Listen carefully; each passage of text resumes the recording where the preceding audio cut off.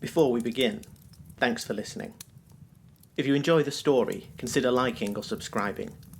It genuinely helps more than you'd think. Now, let's see how all this started. The first thing I noticed was that the sign was too bright. Not broken, not flickering, not hanging dead above the highway like all the others I'd passed that night. It was bright and clean. White letters glowing through the rain as if someone had literally finished polishing them an hour earlier. Hartwell services, fuel, food, toilets, 24 hours. I remember slowing down before I even realised that my foot had eased off the accelerator.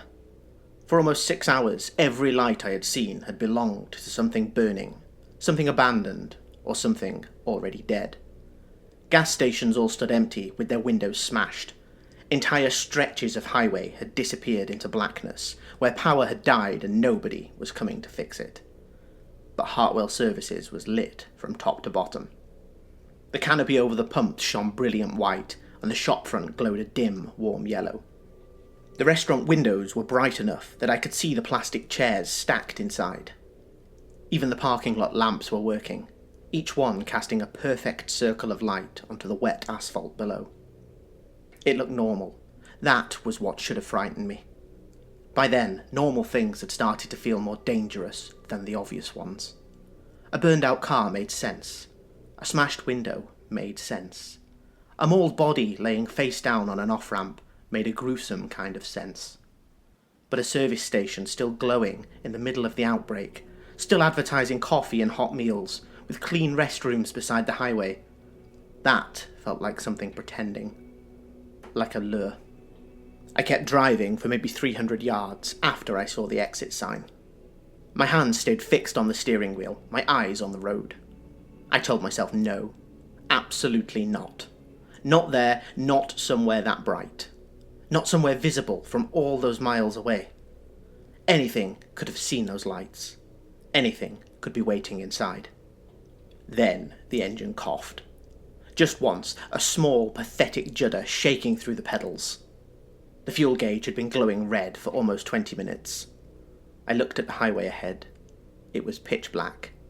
No headlights, no towns, no promises that the next gas station would be any better. Just rain, darkness, and thin white lines vanishing beneath the hood. The sign for Hartwell passed on my right. Services, 300 yards. I stayed in the outside lane. Then the engine coughed again, harder this time. That was when I made the decision that almost got me killed. I flipped on my blinker. I actually flipped on my blinker, like some sad affirmation of my decision. The world had ended and some stupid automatic part of me was still following the rules. I moved right across the empty lanes and took the off-ramp away from the highway. The road curved down through a line of trees, which was swaying in the wind. For a few seconds, the service station disappeared behind them. Only the glow remained, bleaching the low clouds above the buildings. I almost turned back then. There was a roundabout at the bottom of the off-ramp. One exit led to the service station, and another looped back toward the highway. I could have taken it. I could have kept going until the engine died, and hoped I could find somewhere to hide until the morning. But then the trees parted, and Hartwell Services opened up in front of me. I saw the pumps first, 8 of them arranged beneath the bright canopy, each one lit and waiting. The digital screens were awake, the payment terminals still glowing blue. A sign beside each pump advertised premium unleaded, diesel, screen wash, and charcoal briquettes. Beyond the pumps sat the main building. Glass front, automatic doors, shelves visible inside. It was the kind of place I'd stopped at 100 times before ever even thinking about it. Grab coffee, take a piss, perhaps complain about the price of a sandwich. Then stand in a queue behind an old man buying mints and lottery tickets. It should have been familiar and comforting. Instead, it made my mouth go dry. There were cars everywhere. Not parked properly, but abandoned across the forecourt. A silver hatchback sat sideways across 2 bays, with its driver door hanging open, and a white van had mounted the curb near the entrance, its front bumper wrapped around a metal bin. A family SUV was stopped by the air machine. Trunk open, suitcases tipped out onto the wet asphalt, and near the front doors, beneath the covered walkway, a yellow cab sat with its headlights still on. The beams shone directly into the glass. I slowed the car to a crawl as I approached. Rain hammered my roof, the wipers scraping from side to side. Under the hood, the engine choked a thin, uneven sound. I told myself that cars meant people. Survivors, maybe. Others who had stopped for the same reason that I had. Fuel, food, shelter, toilets, phone signal, anything. Then I saw the blood on the sidewalk. Not a pool, not enough to make me turn around and flee. Just a dark, diluted trail running from the taxi to the automatic doors, broken in places by the rain. It looked old. That was what I told myself. From earlier, before all this, as though that made any difference. I drove past pump 1, then pump 2. The fuel needle now sat below empty, buried as far left as it could go. Well, I pulled in behind pump 6 and came to a halt. For a few seconds, I didn't move. The forecourt sodium lights hummed above me, and the rain fell harder than before. The shop doors stayed closed. Then, a calm, recorded message crackled from the speakers under the canopy. One I'd heard too many times over the last week. This is an emergency alert from Jackson County authorities. A public emergency has been declared. All citizens are advised to shelter in place, secure doors and windows, and prepare provisions for the next 48 to 72 hours. Avoid contact with individuals displaying erratic, violent, or abnormal behaviour. Do not attempt to travel, unless instructed by emergency personnel. This has been an emergency alert from Jackson County authorities. I rolled my eyes. The message hadn't helped when it all started, and it definitely didn't help now. I stared at the bright glass in front of the building. Then something moved behind the counter. I couldn't tell if it was a person, or a reflection, or nothing at all. I sucked in a deep, shaky breath. I sat there for longer than I should have, both hands gripping the steering wheel. The sensible thing would have been to reverse out, point the car back at the off-ramp, and take my chances with whatever fuel was left in the tank. Even if I only made it another mile, that was a mile further away from Hartwell services and whatever was moving in the window. But then, the engine coughed and began to die. The dashboard lights flickered, and I tightened my grip on the wheel and begged. Come on, not here, anywhere but here. The engine recovered, barely. It settled into a rough, choking idle that shook the whole car beneath me. Somewhere deep under the hood, I could hear the faint whine of the fuel pump struggling, as if the car had given up pretending. I looked at the pump beside me. Pump 6. The screen was awake, bright blue numbers glowing under the canopy lights. The card reader blinked patiently beneath it. That was what made me open the door in the end. Not courage, not stupidity, exactly. Just sheer, blatant desperation. I needed fuel, now. The pump seemed to be working, and if I stayed in the car much longer, the engine was going to cut out, whether I liked it or not. I killed the ignition.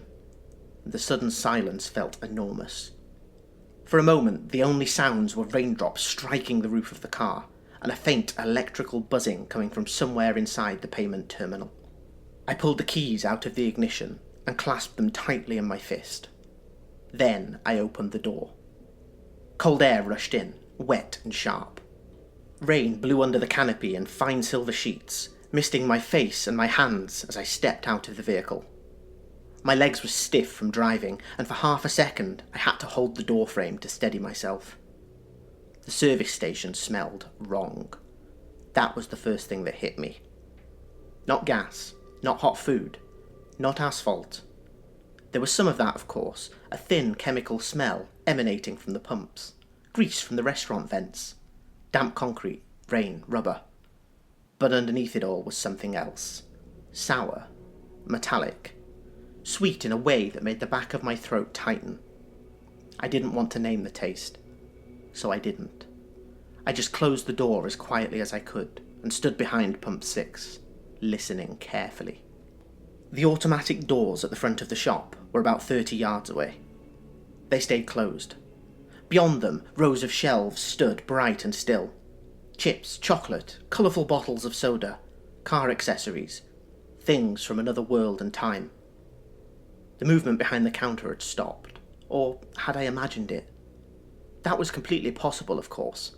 I had, after all, been awake for almost 2 days by then. I'd drunk too much bitter coffee, eaten almost nothing, and watched the country come apart through the windscreen. I was exactly the sort of candidate who might feasibly have seen movement when nothing was in fact moving. I told myself that, affirmed it in my head. Then I saw the handprints on the glass. On the inside, not the outside. 5 or 6 of them, dragged downward as if someone had pressed both palms flat against the glass and slid slowly to the floor. The rain had washed the outside clean, but those marks remained under the bright shop lights, dark and smeared. I swallowed. Fuel first, I told myself. It sounded pathetic, but I needed an order, something small and practical to focus on. Fuel first, then check the shop, then find a phone, and then get back on the road. I stepped toward the pump, keeping one eye locked on the front of the building. The payment screen still said the same thing. Select fuel type. I jabbed my finger against regular unleaded, and the machine bleeped. Loudly. Too loudly. The sound cracked across the silent forecourt, bounced off the glass front, and disappeared into the rain. I froze for a few seconds, my heart thudding against my ribcage. Nothing moved. No face appeared at the doors. No shape lunged from behind the taxi. No scream came from inside. After a few seconds, I forced myself to breathe again. I squeezed the trigger on the pump, but there was no back pressure, no flow, just a single empty click. I glanced at the pump screen, and a defiant message had appeared. Pay inside before dispensing. I stared at the words, and I cursed under my breath. Of course. My card was in my wallet. My wallet had ceased to exist days ago when the first emergency alerts had sounded, when the first things had appeared in my street, when I'd fled my home under the cover of darkness. I looked back at the shop. The automatic doors waited beneath the covered walkway. Inside, the lights were warm, almost welcoming. A lure in the darkness. I almost laughed under my breath, though it was dry and without humour. Brilliant, I thought. I slammed the nozzle back harder than I meant to, and the metal clanged against the pump housing. This time, something did move. Not inside the shop. To my left. I turned so quickly that my shoulder hit the side of the car. The yellow cab near the entrance sat exactly where it had been, headlights still shining into the glass. Rain ran down the windshield. Then I noticed that the driver's door was open a few inches. For a moment I saw nothing. Then the cab rocked. Just slightly. A soft movement, as though someone inside had shifted their weight. I stopped breathing. The driver's door creaked in the wind, and the cab rocked again. I took a long step backward. "Hello?" I called quietly. My voice barely carried over the rain, and there was no answer. The smart thing would have been to get back into my car and leave instantly, even without fuel, even if the car made it back to the roundabout and then died, even if I had to run on foot. Instead, I reached into my car and grabbed the only thing I had that could pass for a weapon. A wheel brace from under the passenger seat. It was cold and awkward in my hand, too short to make me feel safe, but too heavy to forget that I was holding it. I shut the car door gently with my hip and moved slowly toward the taxi. Every step felt too loud. The soles of my shoes scraped against the wet ground, water seeping in slowly through the fabric. Rain pattered against the canopy overhead. Somewhere above me, one of the fluorescent lights buzzed louder than the others, flickering just enough to make the shadows jump every few seconds. The cab had stopped moving now. Its headlights washed the automatic doors in a pale yellow hue. The driver's seat was empty. I saw that as I got closer. Empty seat, empty footwell, meter still glowing on the dashboard. Then something thumped from the back. I jerked the wheel brace up with both hands. The sound came again, dull and heavy. Not frantic, not scratching, not even like someone trying to get out. More like something rolling gently from footwell to footwell. I leaned in closer, slowly, fighting against every instinct I had to turn and run. The rear windows were fogged from the inside. Not fully, but enough that I could only see vague shapes through the glass. Something dark across the seat, something pale near the floor. I should have walked away, I know that now, but when you're that desperate, curiosity becomes a kind of sickness. I reached out for the rear door handle, my fingers shaking as I closed the gap. The door opened before I could touch it. Only an inch, but enough. The interior light pinged on, and I saw the driver. He was wedged low behind the front passenger seat, half against the rear seats, half in the footwell. Middle-aged, grey shirt soaked red with blood. His face turned toward me at a wrong angle, cheek pressed against the rubber mat. For one stupid second, I thought he was dead. Then his eyes shot open. I stumbled backwards so fast that I lost my footing on the wet asphalt and nearly fell. The driver's mouth moved. Not a growl, not a snarl. Words. Barely.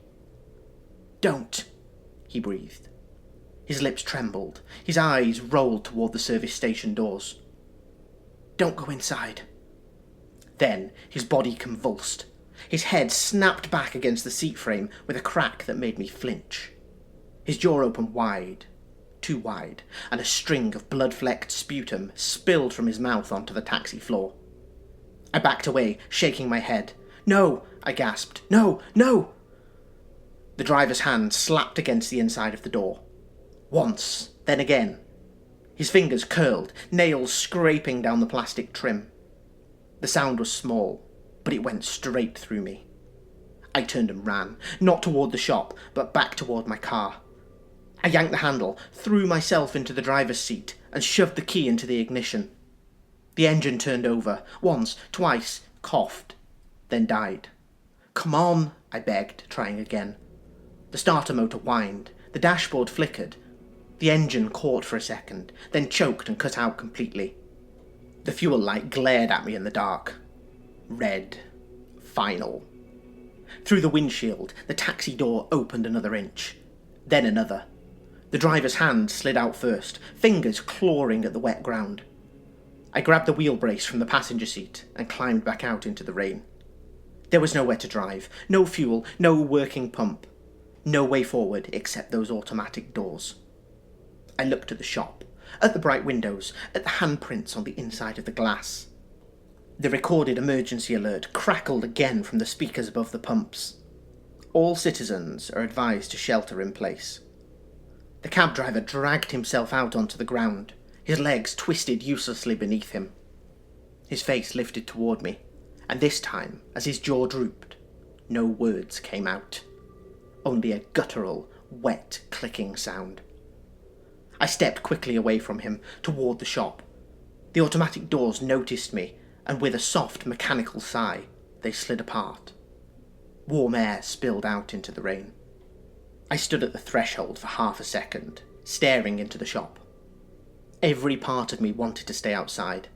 I know that sounds insane, considering what was dragging itself toward me from the taxi, but outside at least still made sense. Rain, cold, blood, all sensations I was used to by now. Inside was worse, because it still looked open for business. The floor was clean in places, shelves were stocked, the ceiling lights still hummed.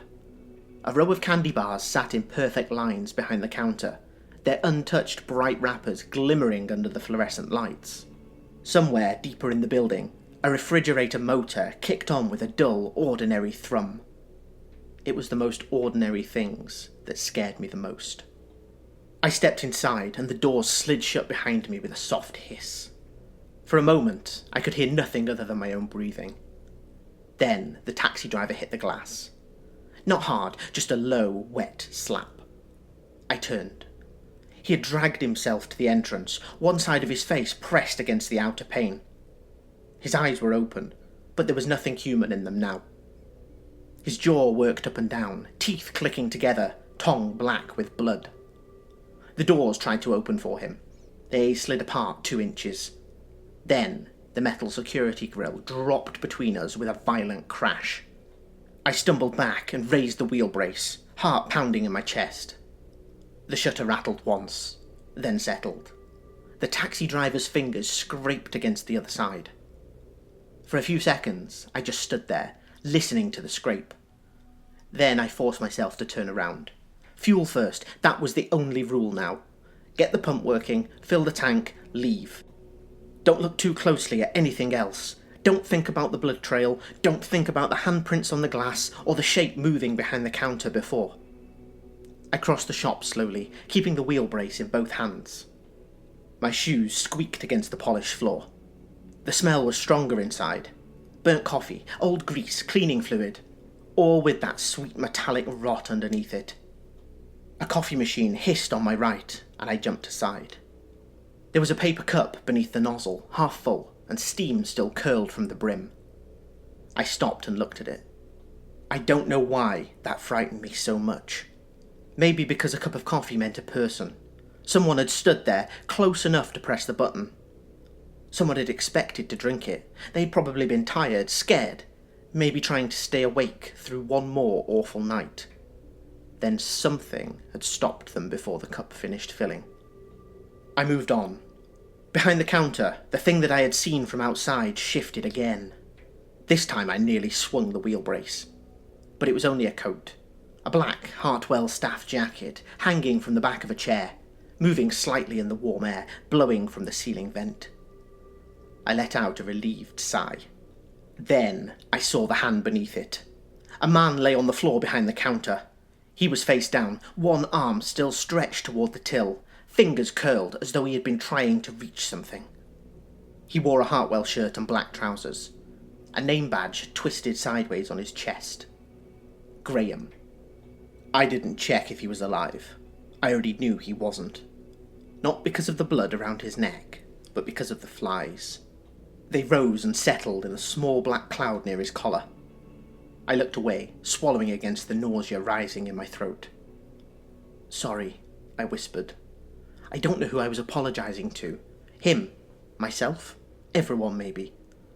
The till screen was still glowing. I stepped around Graham as carefully as I could and tapped the screen with one shaking finger. It beeped, and the sound made me flinch so hard that my shoulder hit the cigarette display. A menu appeared on the screen. Transactions suspended. Below it, manager authorization required. Of course, I whispered. I tried another button, and the till beeped again. Manager authorization required. I looked at the counter. Receipt printer, lottery machine, a phone with a cracked screen, and a bunch of keys attached to a plastic Hartwell tag.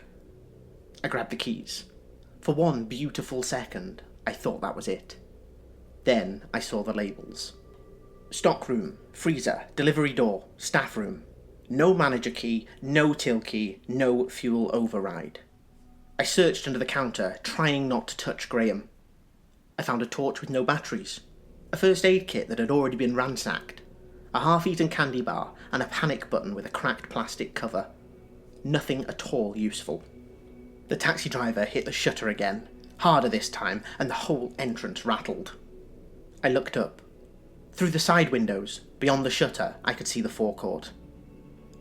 More of them had come into the light. Not many at first, 6, maybe 7. Then I noticed the others further back, half hidden among the cars. Shapes in the rain, figures stepping out from behind abandoned vans and SUVs. Their heads were all tilted toward the building. They weren't running. That was what made it worse. They were walking toward the light, stalking it like they had all of the time in the world. The service station was calling to them. I turned back to the till, smacking the side in frustration. I jabbed every option I could find. Fuel, pump 6, manual sale, emergency override. Each one brought up the same message. Manager authorization required. Then, at the bottom of the screen, I saw it. A small message that read, Office terminal active. I looked past the counter. A narrow staff corridor ran beside the restrooms, leading deeper into the building. Most of the service station was bright enough to hurt my eyes, but that corridor was a void. Not dim, pitch black, a strip of darkness between clean white walls. At the end of it, a door stood half open. and the sign on the wall beside it read, "Manager only." I closed my eyes for a second. Of course the key wasn't at the counter. Of course the fuel controls weren't at the till. Of course I had to go into the one part of the building where the lights had died. Something bumped against the shutter again. Then another shape joined the taxi driver at the glass. A woman in a torn raincoat pressed both hands to the outer pane. Her forehead touched the glass. Her mouth opened and closed, leaving a cloudy smear.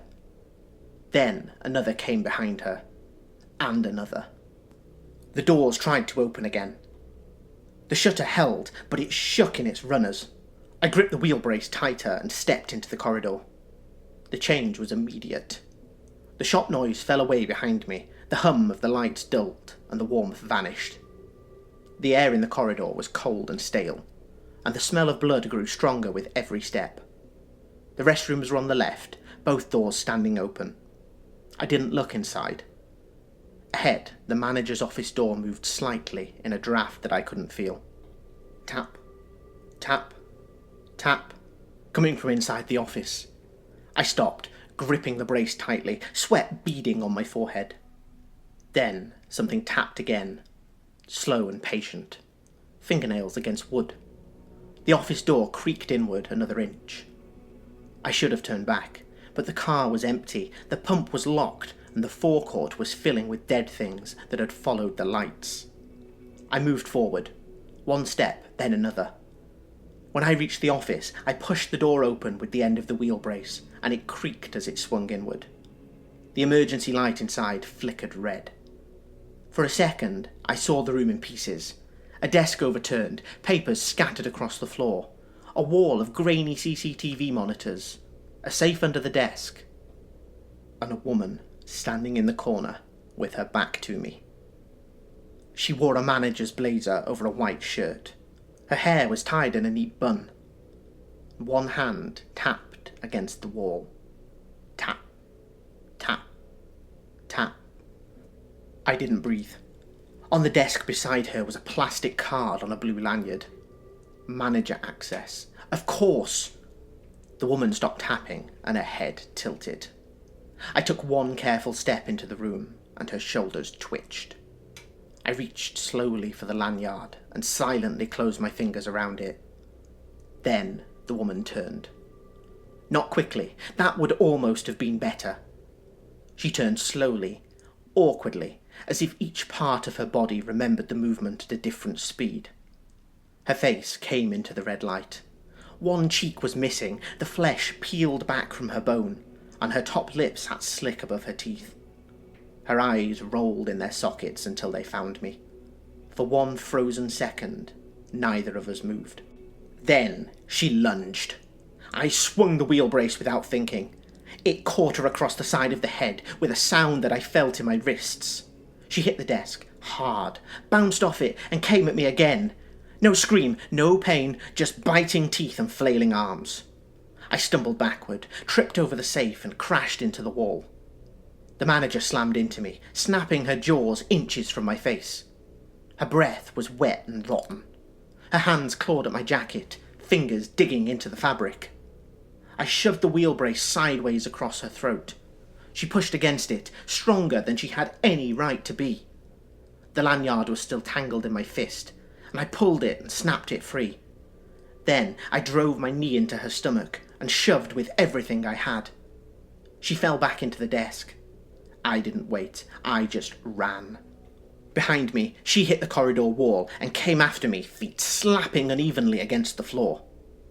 The shop looked impossibly bright after the red emergency lighting. I vaulted behind the counter, slammed the manager card against the till reader, and nearly sobbed for joy when the screen changed. Authorization accepted.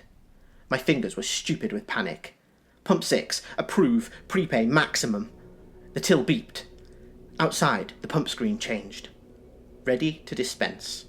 I didn't even close the menu.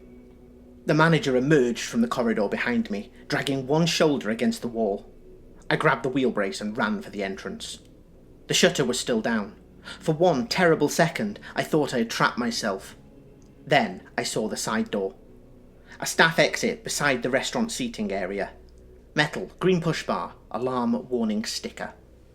I hit it with my shoulder, and a klaxon burst out screaming overhead. Cold rain slapped my face as I burst out onto one side of the building. I stumbled around a stack of plastic crates and ran toward Pump 6 as fast as my legs could carry me. The forecourt was no longer empty. They were everywhere now. Drawn in from the parking lot, from the highway, from whatever dark places they had been waiting. The lights made their wet faces shine.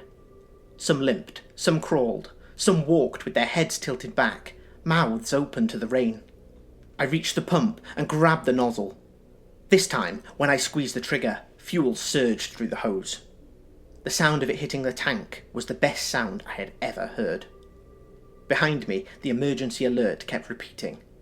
Shelter in place. Secure doors and windows.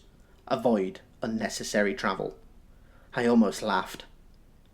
Then one of them appeared from between the pumps. A man in a business suit, tie hanging loose, one eye gone white. He moved faster than the others. I kept the nozzle in the tank as long as I could. 10 seconds, 15, 20, maybe 25. The man was nearly on me when I ripped it free and threw it aside. Fuel splashed across the wet ground. I yanked the car door open, threw myself inside and twisted the key. The engine turned, coughed, and for one horrible second, nothing happened. Then it roared to life. The suited man hit the passenger window as I slammed the car into gear. His head bounced off the glass. I screamed without meaning to and stamped on the accelerator. The car lurched forward, knocking him sideways. I clipped the edge of Pump 6, hard enough to tear the mirror off, then swung toward the exit. Shapes moved in the headlights, but I didn't stop. Something went under the front wheels with a heavy double thump. The roundabout appeared ahead, slick and black under the rain, and I took it too fast, tyres screaming, before I shot up the ramp toward the highway. In the rearview mirror, Hartwell services shrank behind me. The lights were still on. That was the last thing I saw before the road curved and the trees swallowed it. Not the bodies, not the blood, not the figures stumbling across the forecourt. The lights, bright, clean, and waiting. Fuel, food, restrooms, 24 hours.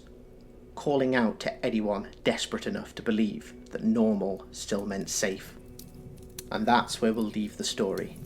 Our lone survivor fleeing. Only a few hundred miles of fuel in his tank.